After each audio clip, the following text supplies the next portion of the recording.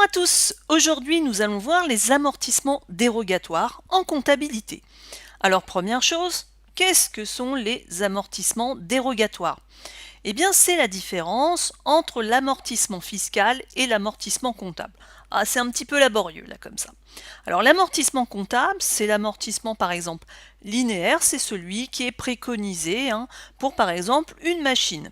L'amortissement fiscal, ça peut par exemple être pour bénéficier de mesures plus avantageuses, on peut décider d'amortir notre bien sur une durée plus courte ou bien sur un amortissement dégressif. Alors dans ces cas-là, nous aurons des annuités beaucoup plus élevées. Alors du coup, en début d'amortissement, l'aspect amortissement dérogatoire sera beaucoup plus élevé. Donc, si cet amortissement est plus élevé, nous avons une charge qui est plus élevée, donc nous avons un bénéfice moins important, donc nous payons moins d'impôts. Donc l'objectif est de bénéficier d'un avantage fiscal. Il faut savoir donc que l'amortissement dérogatoire n'est pas une perte de valeur. On le verra dans le deuxième tutoriel, il n'est pas enregistré dans cette gamme-là. Mais c'est une sorte de subvention déguisée, c'est-à-dire que pendant 2 ou 3 ans, on va mettre de l'argent de côté, en charge, pour réduire un tout petit peu notre bénéfice, pour payer moins d'impôts. Voilà en fait l'essence de l'amortissement dérogatoire. Alors maintenant, on va voir en pratique comment ça se passe, avec un petit exemple. Alors un exemple d'une machine qui est acquise pour un montant de 35 000 euros. C'est prévu, alors l'utilisation est prévue sur 5 ans, mais on souhaite bénéficier de dispositions fiscales exceptionnelles donc sur 3 ans et ce n'est pas écrit d'avoir un amortissement dégressif sur 3 ans. Alors dans un premier temps, on va faire le plan d'amortissement de linéaire du bien.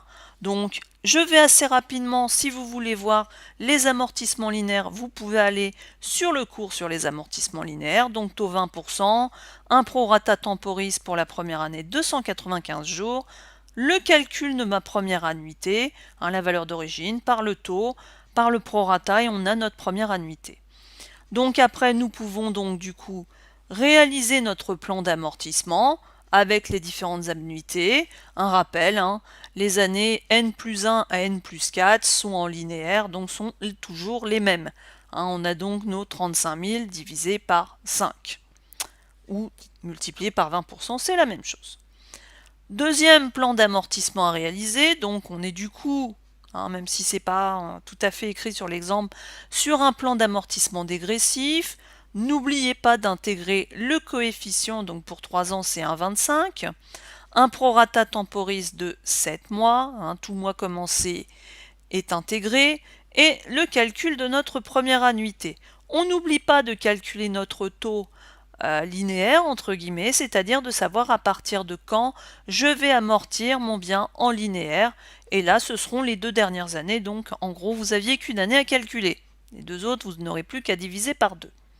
Pareil, je vous renvoie pour le détail sur les amortissements dégressifs sur le cours sur les amortissements dégressifs. Alors une fois qu'on a réalisé tout cela, l'amortissement linéaire et l'amortissement dégressif, nous pouvons donc construire notre plan d'amortissement en tenant compte de l'amortissement dérogatoire. Donc vous voyez, dans la première colonne, j'ai mon amortissement fiscal qui du coup est dégressif. Dans la deuxième partie du tableau, mon amortissement comptable. Et là, nous allons devoir déterminer, donc si on a une dotation, c'est-à-dire que nous allons avoir une dotation lorsque mon amortissement linéaire n'est pas suffisant par rapport à mon amortissement dégressif. Et l'inverse, on aura une reprise quand mon amortissement linéaire est supérieur à mon amortissement dégressif. Ou alors c'est très simple, vous faites la colonne amortissement fiscal moins comptable. Si j'ai un résultat positif, c'est une dotation. S'il est négatif, c'est une reprise. C'est aussi un moyen de se repérer. Donc la première année, nous avons une dotation. Si on fait les 8507,62 moins 3791,67. Deuxième année, idem. Troisième année, idem. Toujours une dotation.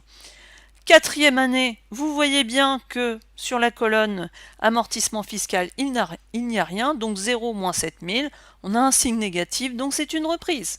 Vous voyez, ça c'est un moyen aussi mémotechnique pour pouvoir remplir son amortissement dérogatoire. Donc une fois que j'ai terminé tout ça, ce qui est très important, c'est de faire les totaux des dotations et des reprises. Les deux côtés doivent être égaux. C'est logique, hein, parce que en fait, je fais une avance de subvention sur les 3 premières années. Les 3 dernières années, je crée ma reprise, hein, donc je dois avoir exactement le même montant. Donc, j'espère que ce petit tutoriel vous aura été utile. Je vous attends dans une prochaine partie pour l'enregistrement comptable de ces différents éléments. En attendant, je vous dis à bientôt pour un autre tuto.